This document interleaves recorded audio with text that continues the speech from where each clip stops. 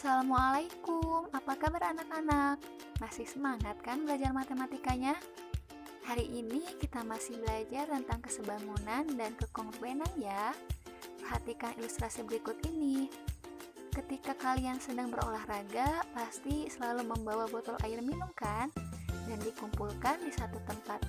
Kemudian setelah kalian selesai berolahraga, kalian pasti merasa capek dan haus. Nah, jangan sampai salah ambil botol minum ya. Siapa tahu ada yang sama loh bentuk botolnya.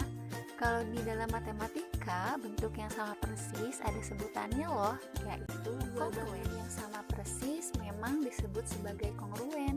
Tapi secara formal, dalam konteks bangun datar, dua buah bangun datar dapat dikatakan kongruen jika memenuhi dua syarat, yaitu yang pertama, sisi-sisi yang bersesuaian sama panjang.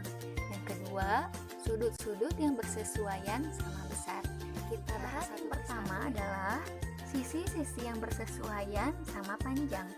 Perhatikan gambar jajar kenjang PQRS di samping. Garis IS merupakan diagonal jajar genjang PQRS yang membaginya menjadi dua buah segitiga, yaitu segitiga PQS dan segitiga RSQ. Lalu, apakah segitiga PQS kongruen dengan segitiga RSQ? Pada jajar genjang PQRS, sisi-sisi yang berhadapan sejajar dan sama panjang, yaitu PQ panjangnya sama dengan SR dan PS panjangnya sama dengan QR.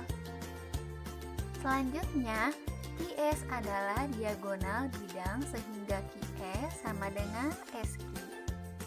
Dengan demikian, sisi-sisi yang bersesuaian dari segitiga PQS dan segitiga RSQ sama panjang. Jadi, segitiga PQS dan segitiga RSQ kongruen. Bisa dipahami ya untuk syarat pertama kongruenan. Yang kedua adalah sudut-sudut yang bersesuaian sama besar. Perhatikan gambar di samping.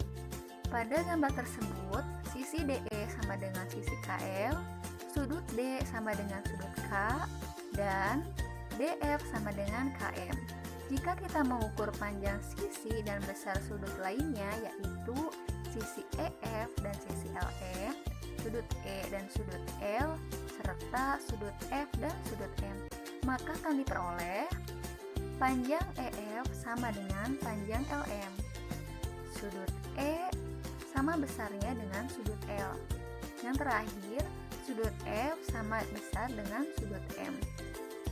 Dengan demikian, pada segitiga DEF dan segitiga KLM berlaku panjang DE sama dengan panjang KL, panjang EF sama dengan panjang LM, dan panjang DE sama dengan panjang KM. Ini berarti bahwa segitiga DEF dan segitiga KLM sisi-sisi yang bersesuaian sama panjang.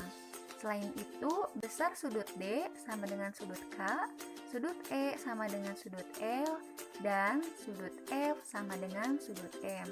Ini berarti bahwa sudut-sudut yang bersesuaian sama besar. Jadi, segitiga DEF dan segitiga KLM memenuhi sifat dua segitiga yang kongruen. Mudah kan untuk mengetahui kekongruenan dua segitiga? Selanjutnya kita akan membahas tentang perbedaan antara kesebangunan dan kekongruenan pada segitiga. Yang pertama kita akan bedakan dari sifat-sifatnya dulu ya. Sifat dari kesebangunan segitiga yaitu sisi-sisi yang bersesuaian mempunyai perbandingan yang senilai. Kemudian sudut-sudut yang bersesuaian sama besar. Sedangkan sifat kekongruenan pada segitiga yaitu sisi-sisi yang bersesuaian mempunyai panjang yang sama dan sudut-sudut yang seletak. Kemudian kita akan membedakan dari syarat-syaratnya.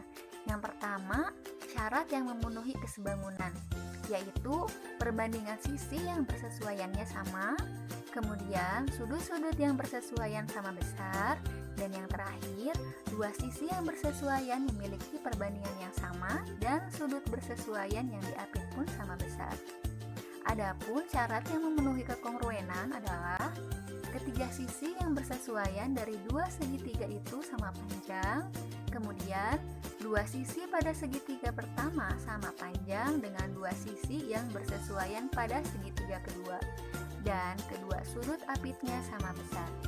Yang terakhir, dua sudut pada segitiga pertama sama besar dengan dua sudut yang bersesuaian pada segitiga kedua.